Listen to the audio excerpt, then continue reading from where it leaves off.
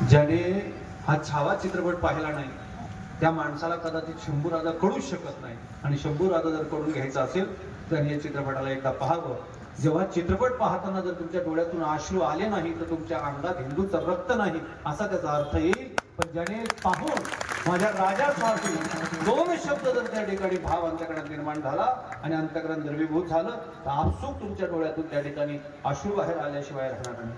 काय क्रूरता असेल, काय क्रूरता असेल. एवढी क्रूरता असताना सुद्धा माझ्या राजाने धर्म टिकवण्यासाठी परधर्माचा कधी स्वीकार केला नाही. कारण शास्त्र जाणणारा राजा होता.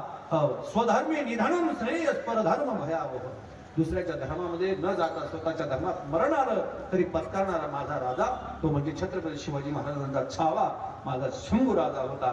आणि त्या शंभू राजाचा बलिदान मास, आणि या बलिदान मासाच्या निमित्ताने फाल्गुन शुद्ध प्रतिपदा ते फाल्गुन अमावस्या त्याला मृत्युंजय त्या ठिकाणी म्हणतात. 28 फेब्रुवारी 2025 ते 29 मार्च 2025 हा बलिदान मास चालू आहे. तरी आपण सर्वांनी या मासाला बलिदान मास म्हणून सर्वांनी पाळावं. बलिदान मास कसा पाळावा थोडक्यात या ठिकाणी माझ्यापर्यंत आलेली चिठ्ठी माहिती अशी आहे.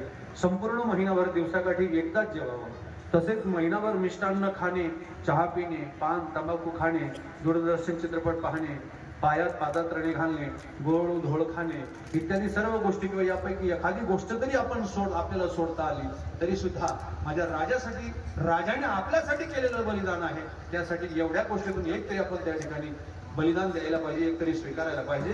येत्या 28 फेब्रुवारी पासून ते 29 मार्च पर्यंत हा पूर्ण बलिदान मास पाळला जाणार आहे. त्याच्यामध्ये तुम्ही काही तंबाखू सोडू शकता, चहा सोडू शकता, गोडधोड सोडू शकता, पायाचे चप्पल सोडू शकता. या एवढ्या गोष्टी सर्वांना सोडता आल्या तर चांगलं आहे. याच्यातून कोणती तरी एक जरी सोडता आली तरी सुद्धा माझ्या राजाला त्रिवार मानाचा मुद्रा तुमच्याकडून राहील. आणि सायंकाळी 7 वाजता बर का हनुमान मंदिर बाजारपेठ येथे संभाजी महाराजांना आदरांजली वाहण्यासाठी सर्वांनी एकत्रित यावं अशी विनंती शिवप्रतिष्ठान हिंदुस्थान धारकरी आणि यांनी या ठिकाणी नियोजन लावलेलं आहे. अशी यांच्याकडून तुम्हाला सर्वांना विनंती आहे. आपण सर्वांनी या गोष्टीचं पालन करावं ही सर्वांच्या ठिकाणी प्रार्थना. छावा चित्रपट 8 वाजेला दाखवण्यात येणार आहे संध्याकाळी.